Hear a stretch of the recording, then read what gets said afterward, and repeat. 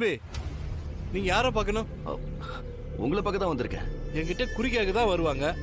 குறி கேட்கணும்னா ராத்திரி கருப்பசாமி கோயில்ல சாமி ஆடுவேன், அங்க வந்து பாரு. இல்ல, இன்னைக்கு நீங்க சாமி ஆடக்கூடாது. ஏன், வேற யாராச்சும் ஆட போறாங்களா? நான் தாங்க ஆட போறேன்.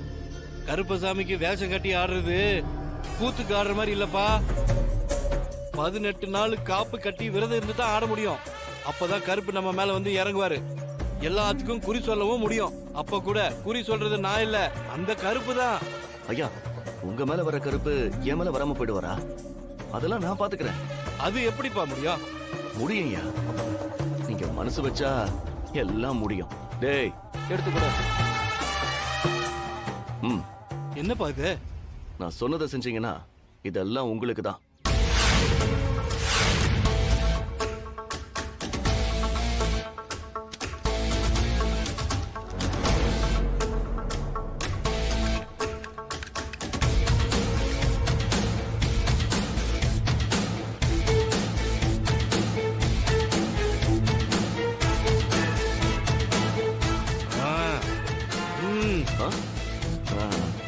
குடிங்க.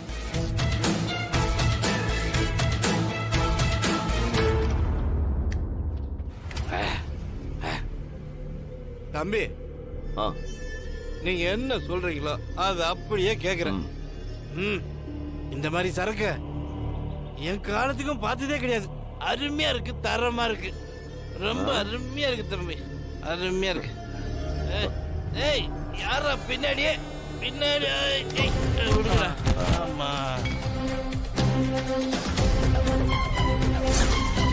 டேய், நல்ல மருந்து கலந்தீங்களா? அண்ணே, 3 நாளைக்கு அவன் எழுந்திருக்காத அளவுக்கு இதுல மருந்து கலந்துருக்கோம். அப்படியே எழுந்தாலும் நாங்க பாத்துக்கிறோம். சரி, இப்போதைக்கு இந்த ஆளை எங்கேயாவது மறைச்சு வைங்க. சரிங்க. சரிங்க.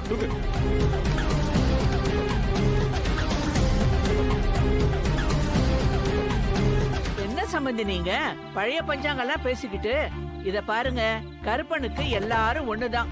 அதுல எந்த தப்பும் இல்ல. குடும்பத்துக்கு பெரியவங்க நீங்க, நீங்களே எடுத்துட்டு வாங்க. இல்ல சம்பந்தி. ஆமா பாட்டி, இவ்ளோ பெரிய குடும்பம் வந்ததுக்கு ரீசனே நீங்க தான். நீங்க எடுத்துட்டு வந்தா தானே அது சரியா இருக்கும். நீங்களே பண்ணுங்க. ஆமா பாட்டி, நீங்களே விளக்கேத்துங்க. சரி.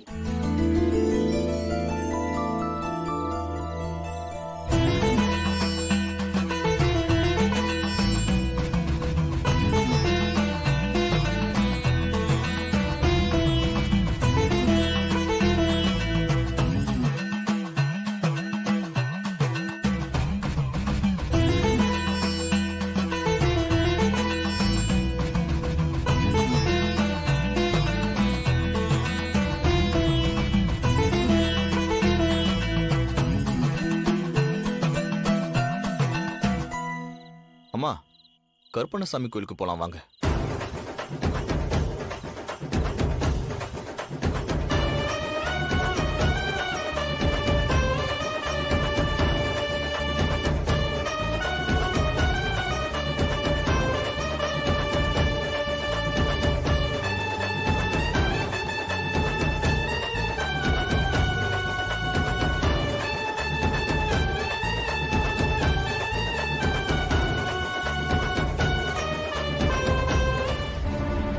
இந்த காசை வாங்கிட்டு அங்க போகிறதுக்குள்ள உங்க குடும்பத்துல ஒரு உயிர் போற கண்ட இருக்கு. நீங்க ஜாக்கிரதையா போங்கம்மா.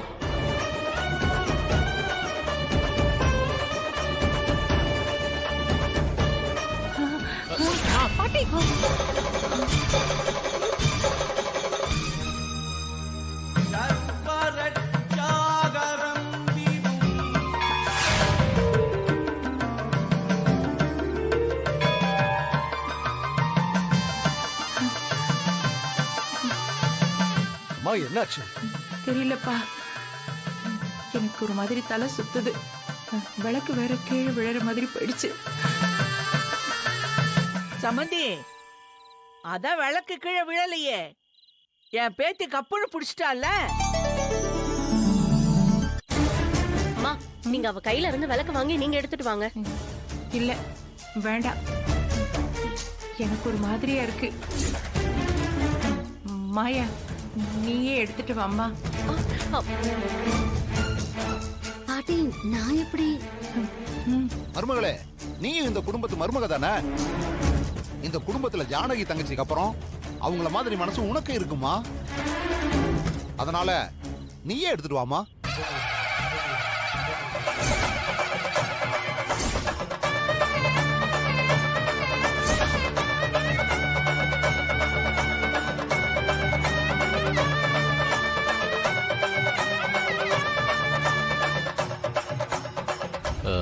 மாமா சொல்லுங்க மச்சான்.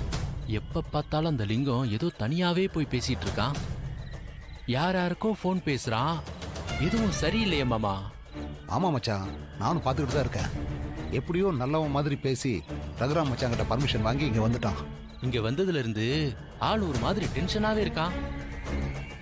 நம்ம கிட்ட சிரிச்சு சிரிச்சு பேசுறான். ஏதாவது வேலை இருந்தா அவனே முன்னாடி வந்து நிக்கிறான். அதையும் உருப்படியா செய்ய மாட்டேங்கிறான். எனக்கு என்னமோ தில்லாலங்கடி வேலை பண்றான்னு நினைக்கிறேன். மாமா ஏதாவது 7:30 கூட்டிடுவானோ? மச்சான், இவன் எதுவும் பிரச்சனை பண்றதுக்கு வாய்ப்பு இல்லை மச்சான். ஏன்னா அவன் பொண்ணை நம்ம குடும்பத்து மூலமா தான் கல்யாணம் பண்ணி கொடுக்க பிளான் பண்ணிக்கிட்டு இருக்கான். இருந்தாலும் இவனை நம்ப கூடாது மச்சான். அவன் எங்க போறான், யார்கிட்ட பேசுறான்னு நீங்க போய் கொஞ்சம் கவனிங்க மாமா. அப்படிங்கிறீங்க? சரி மச்சான், அவன் எந்த வழியா போனா? அதோ அந்த வழியா தான் போயிட்டு இருக்கான். போங்க போங்க. சரி மச்சான், நான் போய் பார்த்துட்டு வந்துடுறேன். நீங்க போங்க, நான் பாத்துக்கிறேன்.